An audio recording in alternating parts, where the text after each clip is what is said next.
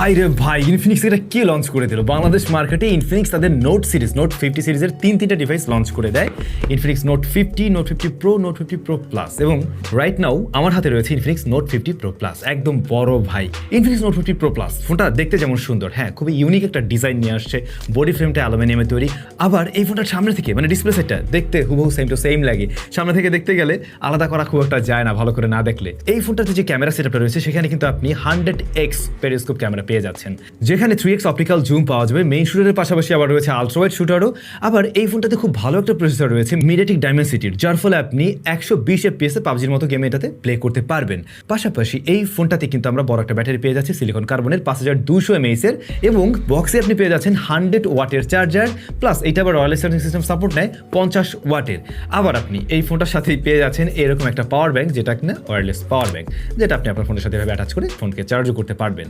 Interesting না? আরও অনেক ইন্টারেস্টিং কিছু আছে, কিন্তু ভাই কোনো কিছুই তো পারফেক্ট হয় না। কমতি কোন জায়গায় আছে? আছে তো অবশ্যই, ওইটাকে জানুন, তারপরে ডিসিশন মেক করেন এই ফোন আপনি কিনবেন কিনা আসলে। আচ্ছা, আর এই ডিভাইসটা বাংলাদেশ মার্কেটে একটি ভ্যারিয়েন্টে লঞ্চ করা হয়েছে, 12/256GB ভ্যারিয়েন্ট। 512GB আর একটা ভ্যারিয়েন্ট থাকবে, হয়তো অনেকেরই আরও বেশি কাজে লাগবে, যেহেতু এটাতে আলাদা করে মেমোরি কার্ডকে ব্যবহার করার মতো কোনো সুযোগ ওরা রাখেনি। আর একটা ইন্টারেস্টিং ব্যাপার শেয়ার করছি, অনেকেই স্মার্টফোন ইএমআই ফ্যাসিলিটিসে কিনতে চান, কিন্তু হয়তো আপনার কাছে ব্যাংক কার্ড নেই। তো এই ডিভাইসটার ক্ষেত্রে আপনি 0% ইএমআই ফ্যাসিলিটিস পেতে পারেন উইদাউট ব্যাংক কার্ড। আপনি পাম্পের মাধ্যমে এই স্মার্টফোনটি কিনতে পারেন খুব সহজেই, এবং এপ্রিল মাসের মধ্যে যদি কেনেন তাহলে এই ডিভাইসটাতে আপনি 0% ইএমআই ফ্যাসিলিটিসটি পেয়ে যাচ্ছেন। সেক্ষেত্রে এই ডিভাইসের জাস্ট 20% আপনাকে ডিপোজিট করলেই চলবে। That's it. ভিডিও ডেসক্রিপশন সব কিছু লেখা আছে, আপনি দেখে নিতে পারেন। স্মার্টফোনটির ডিজাইন নিয়ে আমি ফার্স্টে কথা বলতে চাই, কারণ এইটার ডিজাইনটা আমার কাছে বেশ ইউনিক মনে হয়েছে। রিয়ার প্যানেলটাতে গ্লাস রয়েছে, এবং এটা একটু ফ্রস্টেড টাইপের, যেখানে আমরা ইনফিনিক্সের ব্র্যান্ডিং দেখছি, আর 5G প্লাসও লেখা আছে এখানে। তবে ভালো লাগতে পারে অনেকের কাছে এর ক্যামেরা সেটআপটি বা ক্যামেরা মডিউলটি।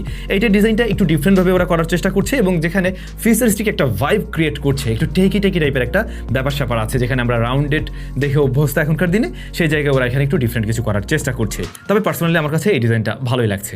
অন্যদিকে বডি ফ্রেমটা অ্যালুমিনিয়ামে তৈরি, যার উপরে বেশ কয়েক জায়গায় আমরা অ্যান্টিনা দেখছি আর কি। আর এর হোম বাটনের উপরে গোল্ডেন কালারের একটা লাইন রয়েছে, এবং হ্যাঁ আচ্ছা, এই জায়গাটা একটু কাটাই, তার ভিতরে গোল্ডেন কালার করা, জিনিসটা দেখতে কিন্তু সুন্দর লাগছে আর কি, একটু লাক্সারি টাইপের একটা ভাইব আছে। উপরের দিকটাতে সেকেন্ডারি নয়েজ ক্যান্সেলেশন মাইক তো রয়েছে, আয়ার ব্লাস্টার সেন্সর রয়েছে, আর এটাতে স্টেরিও স্পিকার থাকছে। ফোনটাতে রয়েছে আন্ডার ডিসপ্লে ফিঙ্গারপ্রিন্ট স্ক্যানার। এর পজিশন তো ঠিকঠাকই আছে, এবং প্রতিবারেই দেখলাম এটা ভালোভাবে কাজ করছে। হাত ভিজে গেলে মাঝে মধ্যে একটু মিসম্যাচ করতে পারে, বাট এটা মোটামুটি একুরেট অ্যান্ড ফাস্ট। তো যা বলছিলাম, ফোনের বডি ফ্রেম অ্যালুমিনিয়াম বিল্ড, এবং ওরা বলছে আর্মর অ্যালয় মেটাল। তো এই আর্মর অ্যালয় মেটাল থাকাতে এই ফোনটা হাতে নিয়ে কিন্তু খুব প্রিমিয়াম একটা ভাইব পাওয়া যায়, এবং প্রিমিয়াম ফিলটা আপনি সত্যিই পাবেন। আবার আমরা ফোনটা দেখি একদম স্কোয়ার বক্সি শেপের, তারপরেও এটা হাতে নিয়ে খুব কমফোর্টেবলি আপনি ইউজ করতে পারবেন, কারণ হচ্ছে এর কর্নার এরিয়াগুলো ওরা একদম রাউন্ডেড করে দিয়েছে হালকা। আর এই ফোনের সাথে যে কেসটা ছিল, এই যে এটা কিন্তু ম্যাক্সেফ সাপোর্ট করে, সো আপনি চাইলে এইভাবে এটাকে অ্যাটাচ করতে পারবেন আপনার পাওয়ার ব্যাংকটি। আর এটার কোয়ালিটি কিন্তু বেশ ভালো, নতুন ডিজাইন এটাতেও আমরা দেখছি আর কি। রয়েছে IP64 এর রেটিং। এই জায়গাটায় একটু কম মনে হতে পারে আপনাদের কাছে, আমারও মনে হচ্ছে, কারণ এখনকার দিনে অনেক কম দামি ফোনেও আমরা IP68 দেখছি। তো IP68 দিয়ে নিয়ে আসা ছিল ইনফিনিক্সের এই ডিভাইসটা। তো এই একটা কমতির জায়গায় কিন্তু আপনি নোটিস করতে পারেন, এটা যে প্রাইস পয়েন্টের ফোন। আচ্ছা, দামকে আমি বলছিলাম, বাংলাদেশ মার্কেটে একটি ভ্যারিয়েন্টে লঞ্চ করা হয়েছে, এবং 54,999 টাকা এর দাম। সাথে যে এই সমস্ত জিনিসপত্র পেয়ে যাচ্ছেন, আর ইএমআই তো নিতেও পারবেন চাইলে। হ্যাঁ, আর একটা ব্যাপার তো বলাই হলো না, এটাতে কিন্তু আবার 8GB লাইট জ্বলে, যে এখানে নোটিফিকেশন লাইট, এবং চার্জিং টাইমেও এটা ইন্ডিকেটর হিসেবে কাজ করে। আচ্ছা, এই ফোনের আরও একটা ভালো লাগার জায়গা হতে পারে ডিসপ্লে সেকশনটা। ফার্স্ট অফ অল, ডিসপ্লের চিন বেজল খুবই ন্যারো, সিমেট্রিক্যাল, আর এটা একদম ফ্ল্যাট হওয়াতে দেখতে কিন্তু খুব দারুণ লাগছে। টপ সেন্টারে পাঁচল কাটাট রয়েছে, এইটা বরং আরেকটু ছোট করে দিল তো একদম S25 আলট্রার কাছাকাছি চলে যেত তখন মোটামুটি। 6.78 ইঞ্চের এই প্যানেলটা অ্যামোলেড প্যানেল, যেখানে 1 বিলিয়ন কালার সাপোর্ট করে, এবং 144 হার্টজ হাই রিফ্রেশ রেট দেয়। এই জায়গায় কিছুটা এগিয়ে আছে অনেকের থেকেই, যেখানে ম্যাক্সিমাম ডিভাইসে আমরা দেখতে পাই 144 হার্টজ হাই রিফ্রেশ রেট দেয়। তো আমরা টেস্ট করে দেখছিলাম, এটা 144 হার্টজ পর্যন্ত পুশ করতে পারে, সব অ্যাপের ক্ষেত্রে না। ইভেন ওর নিজস্ব অ্যাপ প্লাস গ্যালারির ক্ষেত্রে আমরা দেখছিলাম এটা 144 হার্টজ পর্যন্ত যায় না। তবে কিছু অ্যাপের ক্ষেত্রে আপনি পাবেন, আবার কিছু অ্যাপের ক্ষেত্রে এটা 120 হার্টজ, আমি 90 হার্টজেও পেয়েছি। তবে খুবই স্মুথ এই ডিসপ্লেটা। অন্যদিকে কালার রিপ্রেজেন্টেশন যথেষ্ট ভালো, খুবই কালারফুল, ভিভিড টাইপের, একটু মানে একেবারে ন্যাচারাল টোনে না, একটু ভাইব্রেন্ট করে প্রেজেন্ট করে, সেগুলো দেখতে হয়তো অনেকের কাছে ভালো লাগবে আর কি। ব্রাইটনেস ভালো আছে, ডিরেক্ট সানলাইটে আমরা স্ট্রাগল ফ্রি এটা ব্যবহার করতে পারছি। কাগজে কলমে বলতে গেলে 1300 নিটস পিক ব্রাইটনেস, বাট এটা আউটডোর ব্যবহার করার একদমই উপযোগী। ওয়াইড ভাইন L1 এর সাপোর্ট রয়েছে, এটা টাচ রেসপন্সও যথেষ্ট ভালো, বেশ কন্ট্রাস্ট এই ডিসপ্লে, সে জায়গাটা তো ভালো লাগবে। তবে গ্রিন কালার অরেঞ্জ কালারটা একটু বেশিই পপ আপ করে আর কি, ওই যে বলছিলাম একদম ন্যাচারাল টোন দেয় না, বাট এই ধরনের কালার অনেকের কাছে ভালো লাগে, বিশেষ করে যারা মিডিয়া কনজাম্পশন করবেন বা গেমিং টেমিং করবেন, আপনাদের কাছে এর কালারটা ভালো লাগার কথা। তবে ডিসপ্লে প্রোটেকশনের ব্যাপারটা নিয়ে আমি একটু কনফিউজড। এটার সাথে একটা গ্লাস প্রোটেক্টর অবশ্যই আপনার ব্যবহার করা উচিত হবে। অ্যান্ড্রয়েড 15 বেসড এই ডিভাইস স্ক্রিন হিসেবে রয়েছে XOS 15, আর ইনফিনিক্স ক্লেম করছে এই ডিভাইসটাতে 2 বছরের ওরা মেজর আপডেট দেবে। এখানে আর 1 বছর থাকলে পরে বোধহয় আরও বেশি দারুণ হতো, আমরা 3 বছর একদম লেটেস্ট অ্যান্ড্রয়েডে ব্যবহার করতে পারতাম পরবর্তী 3 বছর আর কি। বলছিলাম এই ডিভাইসটাতে বেশ ভালো একটা প্রসেসর রয়েছে, MediaTek Dimensity 8350, যা মূলত 4nm এর একটি প্রসেসর, এবং এর স্টোরেজ টাইপ UFS 4.0। বাংলাদেশ মার্কেটে একটি ভ্যারিয়েন্টে লঞ্চ করা হয়েছে এই ডিভাইস, 12/256GB ভ্যারিয়েন্ট। আমি যতটুকু জানি গ্লোবাল মার্কেটেও সেম ভ্যারিয়েন্টে আসছে। তবে এটার আরও একটা ভ্যারিয়েন্ট থাকলে সত্যি সুবিধা হতো, যেহেতু মেমোরি কার্ড ব্যবহার করার মতো আলাদা কোনো অপশন নেই এখানে। যেহেতু ইনফিনিক্সের মোটামুটি এটা একটা প্রিমিয়াম ফোন, সেই জায়গা থেকে আমরা দেখছি এর UI এর মাঝে খুব একটা ব্লোটার রাখেনি, আছে কিছু, তবে অনেক বেশি একদম হিজিবিজি করে রাখা আছে এমনটা না। এটার এক্সপিরিয়েন্স ইনফিনিক্সের অন্য ফোনের তুলনায়, মানে কম দামি যে ডিভাইসগুলো হয়ে থাকে তার চাইতে একেবারেই different, to be very honest. Day to day লাইফের ইউজেসে এটার পারফরমেন্স খুবই ভালো ছিল, এবং মনে হচ্ছিল আমি একদম হাই মিড রেঞ্জ প্রাইস পয়েন্টের একটা ডিভাইসই ব্যবহার করছি। হ্যাঁ, UI এর দিকে তাকালে তো বোঝাই যাচ্ছে যে আমি ইনফিনিক্সের ফোন ব্যবহার করছি, কিন্তু ওর আউটপুটটা বেশ ভালো ছিল, মানে ওই জায়গা থেকে আপনি আবার স্মুথনেসটা পাবেন। অ্যাপ ওপেন ক্লোজ টাইম যেমনটা দেখছেন খুবই ফাস্ট, আর কিন্তু মাল্টিটাস্কিংয়ে ভালো রেজাল্ট দিচ্ছে। এখানে 12GB র্যাম আছে, যেটা আপনাকে মোটামুটি ভালো একটা সাপোর্ট দিতে পারবে। র্যাম ম্যানেজমেন্টও ওরা বেটার করা ট্রাই করছে আগের তুলনায়। ইনফিনিক্সের ফোনগুলোতে আগে আমরা দেখতাম র্যাম অনেক বেশি দেওয়া হচ্ছে, বাট ম্যানেজমেন্ট দারুণ না। এটার ক্ষেত্রে এসে কিন্তু আমার কাছে ম্যানেজমেন্টটা তুলনামূলকভাবে অনেকটাই বেটার মনে হয়েছে আগের চাইতে। আবার ডে টু ডে টাস্কে বা রেগুলার যে আমরা ব্যবহার করি, যে ধরনের অ্যাপগুলো ব্যবহার করি, সোশ্যাল মিডিয়া অ্যাপ হতে পারে, AI এর ফিচারগুলো ব্যবহার করছি। বাই দ্য ওয়ে, এই ফোনটাতে অনেক AI এর ফিচার রয়েছে, আমরা একটু পরে বলছি গুলো নিয়ে। নর্মাল ইউজেসে এটাকে আমি গরম হতে দেখিনি, তবে আমরা যখন গেমিং করছিলাম, গেমিং টাইমে এই স্মার্টফোনটা মোটামুটি একটা হিট জেনারেট করে, যেটা একদম ওভারহিটিংয়ের পর্যায়ে নেয় না, বাট হাতে ফিল দেয়। বিশেষ করে এই পোর্শনটা গরম হয় মোটামুটি ভালোই, এবং সেক্ষেত্রে ডিসপ্লে সাইডেও গরমটা মোটামুটি আসে। পাবজির ক্ষেত্রে আমরা দেখছিলাম HDR আলট্রাতে প্লে করা যায়, আবার স্মুথ আলট্রা এক্সট্রিমও আপনি প্লে করতে পারবেন। গেমে ঢোকার পরে সাইড বার থেকে আপনি FPS দেখতে পাবেন। এমনকি আমি এই ডিভাইসটাতে কিন্তু গেমিং টাইমের রেকর্ড দিয়ে রেখেছি প্রায় প্রত্যেকটা গেমেই, যে আসলে ওর অবস্থা কি, FPS ড্রপ করে কিনা বা পারফরমেন্স ড্রপ করে কিনা। তো যখন কিনা আমরা ওই যে 120 FPS খেলছিলাম, আমি যখন রেকর্ড করছিলাম তখন সর্বনিম্নে আসতে দেখছিলাম এই স্মার্টফোনটিকে 16তে, মানে 116 FPS আসছিল। আর মোস্ট অফ দ্য টাইম আমি যদি অ্যাভারেজে বলি, এটা 118 FPS ছিল ম্যাক্সিমাম টাইমেই, মানে সেটা লং টাইমে গিয়েও। 40-45 মিনিটের পরে স্মার্টফোনটা প্রায় হিট জেনারেট করে 41 ডিগ্রির কাছাকাছি, যেটা এই পোর্শনটাতেই ছিল। আর একইভাবে ডিসপ্লের এই সাইডটাতেও হালকা হিট জেনারেট করতে দেখা যায়। তবে পারফরমেন্স আমি ড্রপ পাইনি যখন কিনা আমি 120 FPS খেলছিলাম। অন্যদিকে গেছেন ইম্প্যাক্টে যখন বাই ডিফল্ট সেটিংসে খেলছিলাম 30 FPS, তখন দেখলাম এটা একদম লকড অবস্থায় আছে 29 FPS। এরপরে আমি যখন কাস্টম গ্রাফিক্সে গেলাম 60 FPS নিয়ে, তখন এটা মোটামুটি 57 থেকে 60-র মধ্যে ঘোরাফেরা করছিল লং রানে গিয়েও। বাট পাবজির তুলনায় এটাতে বেশি প্রেশার দেয় বোঝা যায়, এবং মাঝে মধ্যে হালকা স্টার্টার আমি লক্ষ্য করেছি একেবারে হাইয়েস্ট সেটিংসে, প্লাস হিটটাও একটু বেশি জেনারেট করছিল। তবে এর বাইরেও আরও বেশ কিছু গেম কিন্তু আমরা প্লে করি এই ডিভাইসটাতে, এবং বেশ প্রমিসিং একটা আউটপুট দিতে দেখেছি এই ডিভাইসটাকে। তো আমার মনে হয় আপনি যদি গেমিংয়ের জন্য চিন্তা করেন, এটা আপনাকে অসন্তুষ্ট করবে না আসলে। হ্যাঁ, এখন আমাকে যদি জিজ্ঞেস করেন এর চাইতে কি বেটার ডিল আমি পেতে পারি না গেমিংয়ের জন্য, ডেফিনেটলি পেতে পারেন। আপনি যদি গ্রে মার্কেটের প্রোডাক্ট কিনেন, তাহলে অবশ্যই এর চাইতে অনেক বেটার প্রসেসরযুক্ত ডিভাইস আপনি পেয়ে যাবেন, যেগুলো গেমিংয়ে আরও বেটার রেজাল্ট দিবে। বাট আমরা কম্পেয়ার করে বলছি অফিসিয়াল ডিভাইসগুলোর সাথে, সেই জায়গায় কিন্তু সে খুব ভালো রেজাল্ট দিচ্ছে। বলছিলাম ফোনটাতে অনেক AI এর ফিচার রয়েছে। AI এর ফিচারের মধ্যে AI ক্যামেরা তো আছে ফার্স্ট অফ অল, দেন আপনি AI GC পোর্ট্রেট তুলতে পারবেন এই ডিভাইসটা দিয়ে। আবার AI ইরেজারটা, ভাই AI ইরেজার এইটাতে মানে একেবারে ইনসেন লেভেলের একটা রেজাল্ট দিছে। আমি যদি কম্পেয়ার করে বলি আইফোনের সাথে, মাচ বেটার এটা। এমনকি আপনি স্যামসাংয়ের সাথে সাইড বাই সাইড কম্পেয়ার করলে আপনার কাছে মনে হবে না এটাতে মোটেই ওইখানে কমতি আছে, যেমনটা আপনি দেখছেন রেজাল্টে। এছাড়াও রয়েছে AI রাইটিং অ্যাসিস্ট্যান্ট। তারপর আপনি কোনো একটা ছবি ড্র করে মানে ওটাকে মেক করতে চাইলে, হ্যাঁ সেটাও আপনি করতে পারছেন এখান থেকে। কি পয়েন্ট মেকিং করতে পারবেন, সামারাইজ করতে পারবেন বড় একটা টেক্সটকে। রয়েছে সার্কেল টু সার্চ, আবার AI ওয়ালপেপার। এই যেগুলো বললাম, এগুলো মোস্টলি আমার টুকটাক ব্যবহার করা হয়েছে বা আমরা চেক করে দেখছিলাম, এগুলো আপনি এখানে খুব সুন্দরভাবে ব্যবহার করতে পারবেন। এর বাইরেও বেশ কিছু AI ফিচার আছে, চাইলে আপনি সেগুলো ইউজ করতে পারবেন। সো আপনি অবশ্যই আপনার এই নতুন ফোনটাতে AI এর সমস্ত রকম সুবিধাই পেয়ে যাচ্ছেন, যেগুলো এখনকার দিনের স্মার্টফোনের সাথে আমরা দেখছি বা একটু প্রিমিয়াম ডিভাইসগুলোতে পেয়ে যাচ্ছি। বাই দ্য ওয়ে, এটাই কিন্তু প্রথম ডিভাইস যেটাতে কিনা ডিপসিক AI রয়েছে বিল্ট ইন, আর এটাতে AI নয়েজ ক্যান্সেলিং মোডও আছে। আচ্ছা, কোম্পানি দেখলাম এই স্মার্টফোনটার ক্যামেরাকেও বেশ বড়সড় করে ফোকাস করার ট্রাই করছে। এর যে মেইন শুটার Sony IMX896, যেখানে আপনি YS পেয়ে যাচ্ছেন, মেইন শুটার হিসেবে কাজ করছে এইটা।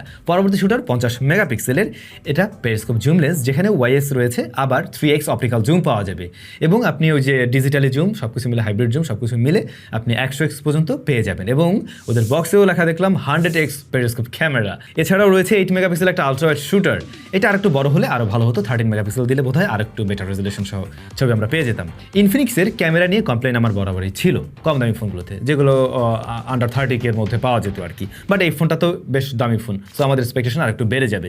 এবং যেটা এসে দেখলাম ওরা বেশ কিছু বিষয় ফিক্স করার ট্রাই করছে, লাইক ওদের ডাইনামিক রেঞ্জ হ্যান্ডেলটা খুব একটা ভালো ছিল না, তারপর হেভি হাইলাইট মানে এক্সপোজার ব্যালেন্স করতে গিয়েও হিমশিম খেয়ে যেত, যেখানে এই ডিভাইসটা কিন্তু অনেকটা বেটার করার ট্রাই করছে।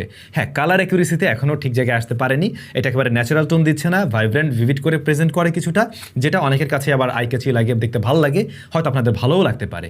একই সাথে এখানে আমরা ওয়ার্ম টোনও বিদ্যমান দেখছি কিছু কিছু ছবিতে, তবে এই ব্যাপারটা ফ্ল্যাকচুয়েট করে, সবসময় একই রকমভাবে থাকে না, এটা লাইটিং সিনারিও অনুযায়ী বিভিন্ন সিচুয়েশনে কিছুটা আলাদা আলাদা আছে। কিছু কিছু ক্ষেত্রে আমার কাছে একটু ওভার শার্পেনিংও মনে হচ্ছিল, এটা মানে ওভার প্রসেসড মনে হচ্ছিল, এই জায়গাটা আর একটু নিউট্রাল রাখলে বোধহয় ভালো লাগতো আর কি। শ্যাডোর দিকে কিছুটা ডিটেলের পরিমাণ কম আর গ্রেনের দেখা ছিল, আগের চাইতে ক্যামেরাতে অনেকটা ইমপ্রুভমেন্ট আসছে, এটা যেমন সত্যি, একই সাথে এখানে কাজ করার মতো আরও কিছুটা জায়গা আছে এখনও। আমরা ডে লাইটে এর থেকে যতটা ভালো ছবি পেয়েছি, লো লাইটে আমার এক্সপেকটেশন আসলে ওরকম ছিল, কিন্তু তেমন ছবি আমি পাইনি, বিশেষ করে ছবিগুলো অনেকটা সফট মনে হয়েছে, আর হাইলাইটটাকে ব্যালেন্স করতে গিয়ে তখন একটু হিমশিম খায় এই ডিভাইসটা।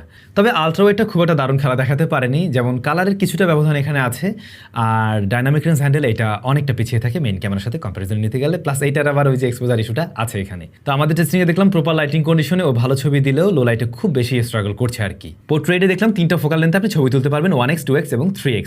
আমার তো ভালো লেগেছে 3x, আপনাদের কাছে কেমন লাগছে 3x কমেন্ট করে জানাবেন। তো 3x এর ছবিগুলোতে ব্যাকগ্রাউন্ড ব্লারনেসটা মনে হচ্ছিল ডিএসএলআর টাইপ এবং সাবজেক্টকে ঠিকভাবে প্রেজেন্ট করতে পারছে। এজ ডিটেকশনে টুকটাক কিছুটা মিসম্যাচ পেয়েছি, বিশেষ করে চুল এরিয়াতে বা ক্রিটিক্যাল জায়গাগুলোতে মাঝে মধ্যে মিসম্যাচ করতে দেখা গেছে। তবে স্কিন টোন একটু সফট লাগতে পারে আপনাদের কাছে এবং ডিটেল কিছুটা কম মনে হতে পারে, এই জায়গাটা আসলে বিউটিফিকেশনের প্রয়োজন ছিল না, ন্যাচারাল লাগলে বোধহয় আরও বেশি ভালো লাগতো আর কি। এর যে জুম লেন্সটা রয়েছে সেখান থেকে আমরা যদি 3x এর নর্মাল ছবি তুলি, সেগুলো কিন্তু লসলেস জুমে ছবি দিয়ে থাকে, ডিটেল আপনি ঠিকঠাক দেখবেন, তবে কালারের ক্ষেত্রে কিছুটা চেঞ্জেস আছে মানে মেন ক্যামেরার সাথে কম্পেয়ার করতে গেলে। আবার আমরা যদি এর চাইতে বেশি জুম করি, হয়তো আমরা 6x বা এর আশেপাশে পর্যন্ত মোটামুটি ছবিগুলো ঠিক আছে, বাট এর উপরে গেলে তখন ডিটেল হারাতে থাকে। 100x পর্যন্ত নেওয়া যায় ঠিকই, তবে সেই ছবি আফটার প্রসেসিংও ট্রাই করে মোটামুটি একটা ছবি দেওয়ার জন্য, স্টিল সেগুলো আমার মনে হয় না যে মানে কাজে লাগানোর মতো কিছু, হয়তো অনেক সময় অনেক ডকুমেন্ট রাখার প্রয়োজন পড়ে বা প্রয়োজন হলে আপনি তুলতে পারবেন। আমরা চাঁদের ছবি তুলে দিতে পারি, এটা দিয়ে তুলে দেখাতে পারলে আরও দারুণ হতো। ফ্রন্ট ফেসিং ক্যামেরা 32 মেগাপিক্সেলের, এইটা বাই ডিফল্টভাবে একটু ওয়ার্মের দিকে নিয়ে টোন দেয়, স্কিন টোনটা একটু চেঞ্জ করে প্রেজেন্ট করে, তবে এইটার আবার ডাইনামিক রেঞ্জ হ্যান্ডেল মোটামুটি ভালো, কিন্তু ছবিতে একটু সফটনেস লক্ষ্য করা যায়, সেটা আমরা আউটডোরেও খেয়াল করেছি, স্কিনটা ভালোই সফট করে, মানে সমস্ত বিউটিফিকেশন অফ থাকলেও একটু সফট মনে হয় আর কি। আমার মতে আর একটু টেক্সচার থাকলে ভালো লাগতো বোধ হয়। ইনডোরের দিকে সফটনেস আরও কিছুটা বেশি লক্ষ্য করা যায় আর কি। ফোনটার মেইন ক্যামেরায় ভিডিও রেকর্ড করা যায় সর্বোচ্চ 4K 60 FPS এ, EIS OIS আপনি পেয়ে যাচ্ছেন এখানে, স্ট্যাবিলিটি মোটামুটি ভালোই পাবেন, এই জায়গাটা ভালো আছে, এক্সপোজার ব্যালেন্স একটু টাইম নেবে, আর ভিডিওকে যদি কম্পেয়ার করতে বলেন এরকম প্রাইস পয়েন্টের এই ফোনের সাথে, তাহলে এর চাইতে আরও বেটার কোয়ালিটির ভিডিও ক্যামেরাযুক্ত স্মার্টফোন পাবেন, তবে গ্রে মার্কেটের ফোন অবশ্যই। আর যদি বলে এর ভিডিও আপনি কাজে লাগাতে পারবেন কিনা, ভালো লাইটিং কন্ডিশনে এর ভিডিও সত্যি কাজে লাগাতে পারবেন, তবে লো লাইটের দিকে অনেক বেশি নয়েজ গ্রেন ক্যাপচার করে। ফ্রন্ট ফেসিং ক্যামেরা সর্বোচ্চ 4K 30 FPS রেকর্ড করা যায়, রাইট নাও রেকর্ড হচ্ছে এই ডিভাইসে, যেমনটা দেখছি এখানে একটু ওয়ার্ম টোন লাগে আর কি বেশি, আর সাউন্ডটাও রেকর্ড হচ্ছে কিন্তু এই ডিভাইসে। সো আপনি চাইলে 4K 30 FPS পর্যন্ত নিতে পারবেন এই ডিভাইসের ফ্রন্ট ফেসিং ক্যামেরায়। তো এই ছিল মোটামুটি ইনফিনিক্সের ক্যামেরা সেটআপ। এরপরে স্টেরিও স্পিকার পেয়ে যাচ্ছেন, এটার সাউন্ড কোয়ালিটি তো ভালো, বাট এই ফোনটার এই যে পোর্শনটা দেখছেন আপনাদের কাছে লিটারালি মনে হবে একটা স্পিকার এইখানে আর একটা স্পিকার এইখানে, খুব অদ্ভুত শোনালেও এমনটাই আমার মনে হয়েছে। এই ফোনটা দিয়ে যখন আমি কোনো সাউন্ড শুনছিলাম বা গেমিং করছিলাম, এই জায়গাটা খুব বেশি কাঁপছিল। আমি জানি না এটার স্পিকারটা কি আসলে এই পজিশনে আছে নাকি ভিতরের কোনো জায়গা থেকে টানেলের মাধ্যমে সাউন্ডটাকে পাস করা হচ্ছে, সেটা হতে পারে। সেক্ষেত্রে এখানে কাঁপার পসিবিলিটি অনেক বেশি, নাহলে এরকম একটা জায়গায় এত বেশি কাঁপবে কেন, যে জিনিসটা আমার কাছে একটু অ্যানোয়িং লাগছিল। হ্যান্ড ফিলে আপনার কাছে যদি অ্যানোয়িং না লাগে তাহলে এটা কোনো সমস্যা না, বাট এটা বেশ ভালো রকমের কাঁপে এই জায়গাটায়। ইভেন এটা খুব একটা ব্যালেন্স সাউন্ড দেয় না, স্পিকার মূলত এইটা বেশি লাউড, এটা অনেকটাই কম মনে হয়। এমনিতে সাউন্ডের ক্ল্যারিটি কিন্তু ভালো, ফুল ভলিউমে কোনো ডিসিশন দেয় না এই ডিভাইসটা। তবে সত্যি বলতে এই ফোনটা দেখতে বা হাতে নিলে যেমনটা প্রিমিয়াম ফিল হয়, যখন আপনি সাউন্ড শুনবেন, যখন এই ব্যাক সাইডটা কাঁপতে থাকবে, তখন না আবার ওই কম দামি টাইপের একটা ফিল আসে কেন যেন। মানে আমরা আসলে কম দামি ডিভাইসে এই ধরনের ইস্যুগুলো ফেস করেছি, কোনো দামি ফোনে এই ধরনের বিষয় আমরা এর আগে কখনো ফেস করিনি, যে কারণে ওই ফিলটা আসে। খুব একটা হামরে ছিল না এর হ্যাপটিক ফিডব্যাক, এই জায়গাটা আর একটু বেটার করা উচিত ছিল। সিলিকন কার্বনের 5200 mAh এর ব্যাটারি আছে এর মাঝে, আর চার্জার হিসেবে আপনি 100 ওয়াটের চার্জার পেয়ে যাবেন, আর ওয়্যারলেস চার্জিং সিস্টেম সাপোর্ট করে 50 ওয়াট। এই ব্যাপারটা ভালো করছে এরকম প্রাইস পয়েন্টের একটা ফোন অনুযায়ী। আর আমাদের টেস্টিংয়ে দেখলাম 37 মিনিটসের আশেপাশে এটা চার্জ হয়ে যাচ্ছে। ব্যাকআপ ভালো, এই ফোনটা দিয়ে আপনি একদিন পার করতে পারবেন।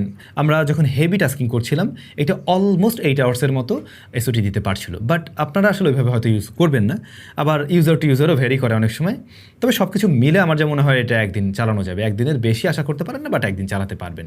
আর যদি বেশি প্যারা হয়ে যায়, ছোট্ট জিনিসটা পকেটে থাকলে তো কোনো সমস্যা নেই, সেক্ষেত্রে আপনি বাড়তি ব্যাকআপ পেয়ে যাচ্ছেন। এটা 5000 mAh এর। নেটওয়ার্ক রিসিপশন জন্য কোনো প্রবলেম পাইনি, যদিও বাংলাদেশে 5G নেই, ওইভাবে টেস্ট করার মতো সুযোগ হয়নি। তো পরবর্তীতে 5G চলে আসলে এটা ফিউচার প্রুফ। পাশাপাশি ওয়াইফাই রিসিপশন ভালো ছিল, ব্লুটুথ কানেক্টিভিটিতেও কোনো ধরনের প্রবলেম পাওয়া যায়নি এই ডিভাইসটাতে। তো মোটামুটি বলা যায় বেশ গুছানো একটা প্যাকেজ নিয়ে হাজির হয়েছে ইনফিনিক্স নোট 50 প্রো প্লাস। তারপরেও কিছু কিছু জায়গায় আমরা কম থিপ পেলাম, আমরা তো বললাম এই জায়গাগুলোতে ইমপ্রুভমেন্টের দরকার ছিল, সেই জায়গাগুলো পুষিয়ে দিতে পারলে তো আরও দারুণ হতো অবশ্যই। একই সাথে আমি বলবো বাংলাদেশ মার্কেটে ইনফিনিক্সের ফোনগুলো আমরা কেমন প্রাইসে দেখে অভ্যস্ত, 30K-র মধ্যেই তো সেই জায়গায় এই ফোনটা মোটামুটি বলতে পারেন অলমোস্ট 25,000 টাকা বেশি দামে এসছে, রাইট? বেশি দামে আসছে বলতে এই ফোনটার দামটাই তো আসলে অমন, সেই জায়গায় অনেকটা বেশি মনে হতে পারে অনেকের কাছে। তবে ইনফিনিক্স ভালো ট্রাই করছে, এবং বাংলাদেশ মার্কেটে যদি ওরা ওদের এই দামি ফোনগুলোও নিয়ে আসে আস্তে ধীরে, তাহলে বোধহয় একটা মানুষের গ্রহণযোগ্যতাও তৈরি হবে মানুষের কাছে, এবং ভালো সার্ভিস দিতে পারলে ডেফিনেটলি মানুষজন তখন ওই জায়গায় ভরসা রাখবে। আর ইনফিনিক্স যদি কিনা এটা 50K-র মধ্যেও লক করে দিতে পারতো, অনেকের বাজেট এরকম টাইট থাকে, তারপরে গিয়ে আর 5,000 টাকা বাড়ানো সম্ভব হয় না, তাদের জন্য সুবিধা হতো। বাট একটা সুবিধা দিয়েছে, ইএমআই ফ্যাসিলিটিস 0%, সো আপনারা চাইলে আবার ওটাও দেখতে পারেন। তবে আপনাদের কাছে ইনফিনিক্সের এই ফোনটা কেমন লাগলো কমেন্ট করে জানাবেন। বাকি যে দুইটা ডিভাইস ওগুলো নিয়ে আমরা পরবর্তীতে রিভিউ দেওয়ার অবশ্যই ট্রাই করবো, কে কোনটা চান সেটাও জানাতে পারেন। সবাই ভালো থাকবেন, দেখা হচ্ছে স্যামসাংয়ের নতুন ভিডিওতে।